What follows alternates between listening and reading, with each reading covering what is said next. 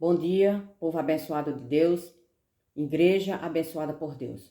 Mais um dia estou aqui para falar da palavra do Senhor, a palavra que cura, que liberta, que restaura e que nos leva para o nosso lar, que nos leva para as mansões celestiais. É a palavra do Senhor que nos conduz. Quando a gente ouve e coloca em prática a palavra do nosso Deus, a palavra do nosso Senhor Jesus Cristo. E hoje a palavra está no livro de Romanos, capítulo 6. Paulo já começa aqui fazendo uma pergunta para aquela igreja, para a igreja que estava localizada em Roma. Mas esta pergunta hoje é para cada um de nós. Nós que dizemos que somos cristãos, nós que dizemos que temos um Deus, nós que dizemos que em primeiro lugar está Deus. Então esta pergunta também é para cada um de nós. E Paulo começa fazendo esta pergunta: que diremos então? Continuaremos no pecado para que a graça aumente ainda mais? Paulo estava fazendo essa pergunta para aquele povo lá em Roma, perguntando: e aí? É necessário a gente continuar no pecado para que a graça venha aumentar em cada um de nós? E nós hoje que somos cristãos, que sabemos da verdade, que conhecemos o Evangelho, é necessário a gente viver ainda no pecado, praticando a nossa vontade, praticando o nosso desejo, fazendo a vontade da carne e não a vontade de Deus?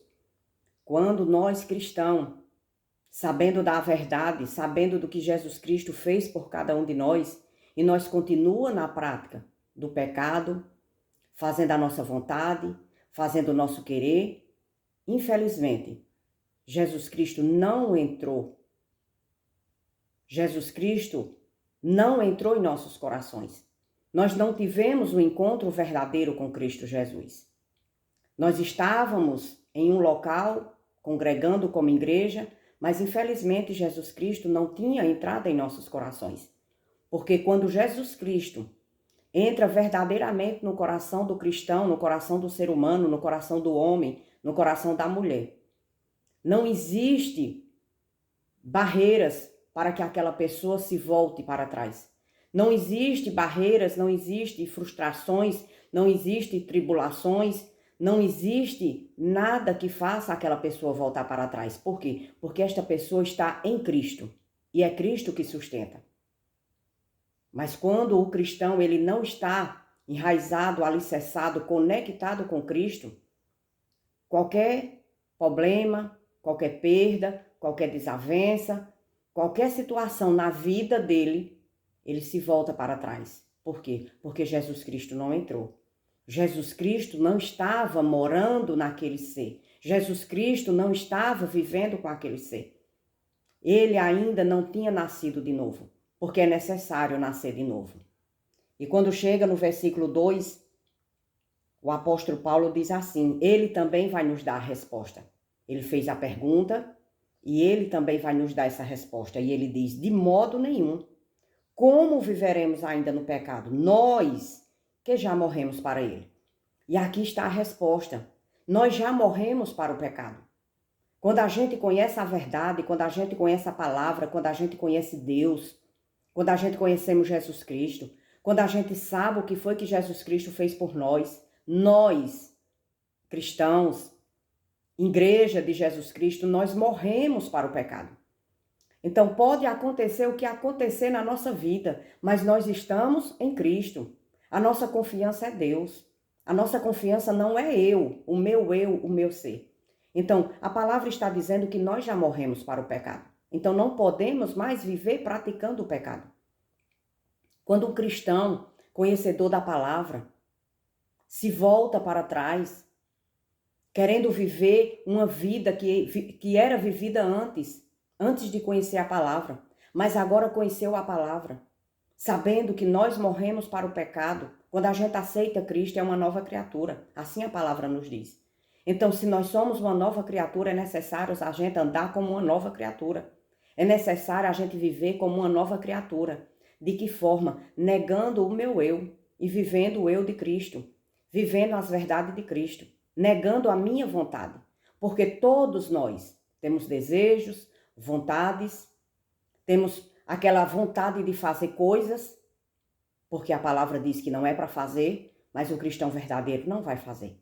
Por quê? Porque ele vai fazer a vontade de Deus, não a sua vontade.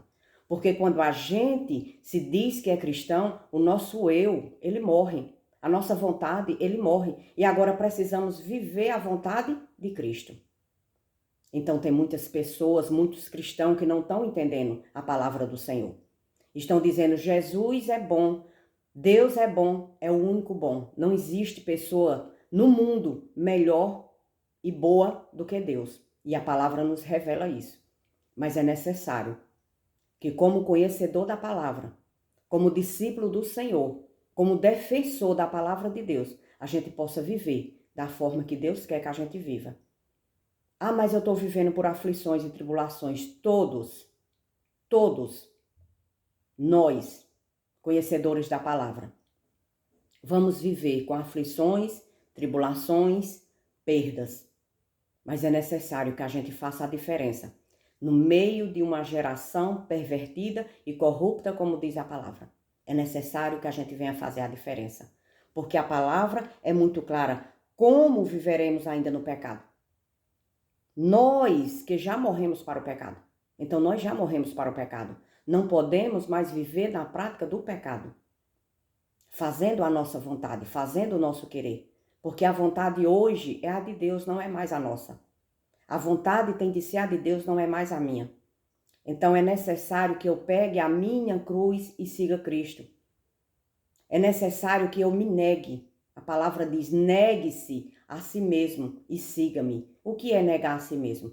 Negar as minhas vontades, negar os meus desejos, negar o meu querer, negar as falsas amizades, negar a prostituição, negar a lascívia, negar os vícios, negar a mentira, negar a arrogância, negar tudo aquilo que Deus não se agrada. Então eu tenho de negar.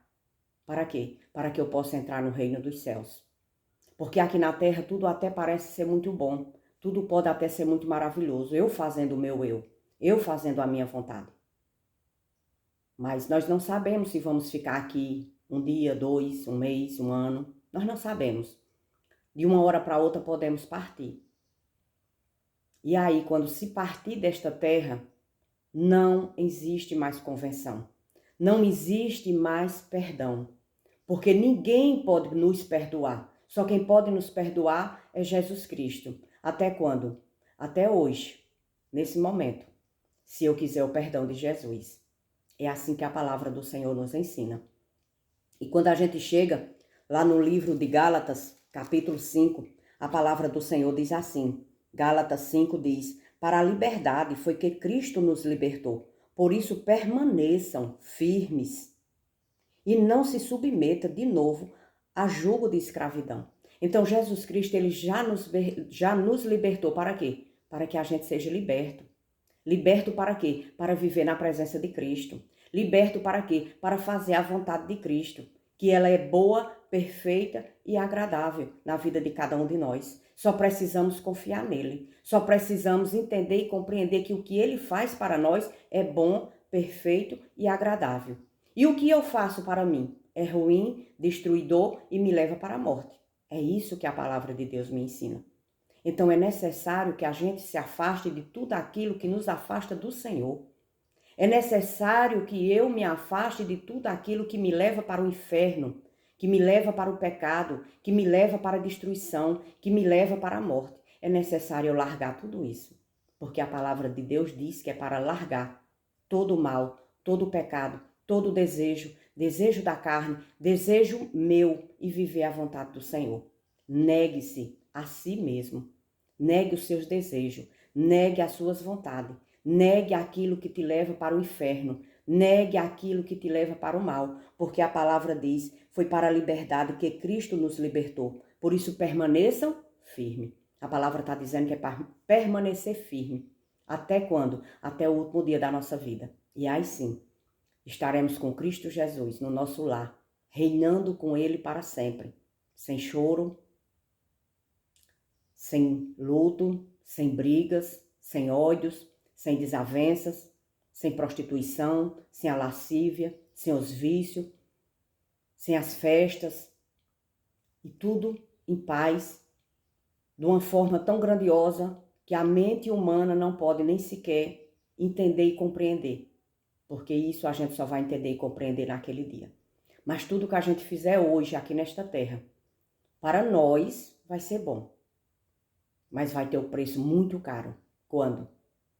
Quando a gente perecer, quando a gente for embora daqui desta terra, vai vir uma grande recompensa para cada um de nós, para aqueles que se firmaram na palavra do Senhor e continuaram firmes até o fim. Como diz aqui, permaneçam firmes e não se submeta de novo ao jugo de escravidão.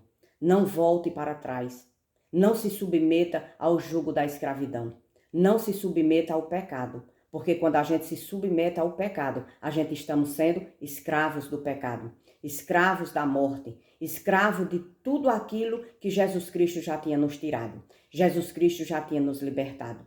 E agora estamos debaixo, mais uma vez, do jugo da escravidão e debaixo da ira do nosso Deus. Assim acontece na vida de cada um de nós, conhecedores da palavra, e que a gente se submete mais uma vez ao jugo da escravidão, voltando para trás, voltando para a ira do Senhor, porque Ele já tinha nos tirado da ira. E agora, mais uma vez, voltando para a ira do Senhor, voltando para o jugo da escravidão, porque Jesus Cristo já nos libertou. Foi para a liberdade que Cristo nos libertou, para a gente viver livres, para a gente viver em paz, para a gente viver sem pecado, mesmo debaixo de lutas, mesmo debaixo de perdas, mesmo debaixo de tribulações. Mas Jesus Cristo está dizendo que Ele nos libertou do pecado. O sangue de Cristo nos libertou do pecado. E agora não podemos mais viver debaixo do pecado, porque estamos mortos para o pecado. Assim a palavra do Senhor nos ensina. Vamos orar e agradecer ao nosso Pai, ao nosso Deus, ao nosso Senhor Jesus Cristo, por esta palavra que Ele colocou no meu coração, para que todos possam ouvir e dizer não a tudo aquilo que nos afasta do nosso Deus e do nosso Pai.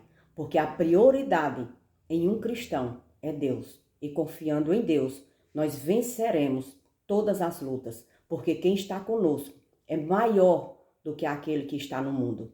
O pecado, a destruição, a lascívia, a prostituição, a arrogância, o vício, a ganância, tudo o que está lá fora. Mas o que está conosco é maior. E Ele nos sustenta e nos dá força para que a gente venha prosseguir em frente. Em nome de Jesus. Amém, igreja abençoada do Senhor. Vamos orar e agradecer ao nosso Deus. Pai amado, Pai querido, santo é o teu nome, Senhor. Glórias eu te dou por tudo. Também te agradeço, Senhor, por esta mensagem que o Senhor colocou no meu coração. Que muito, Senhor, possa ouvir, compreender, entender, Senhor. E começar a praticar a tua palavra, que é grandiosa e poderosa para todos nós. Eu te agradeço, Pai, por esse dia, te agradeço por este momento, eu te agradeço, Senhor, por tudo em minha vida e na vida de toda a nossa família. Eu te agradeço, Pai, em nome de Jesus. Amém e amém.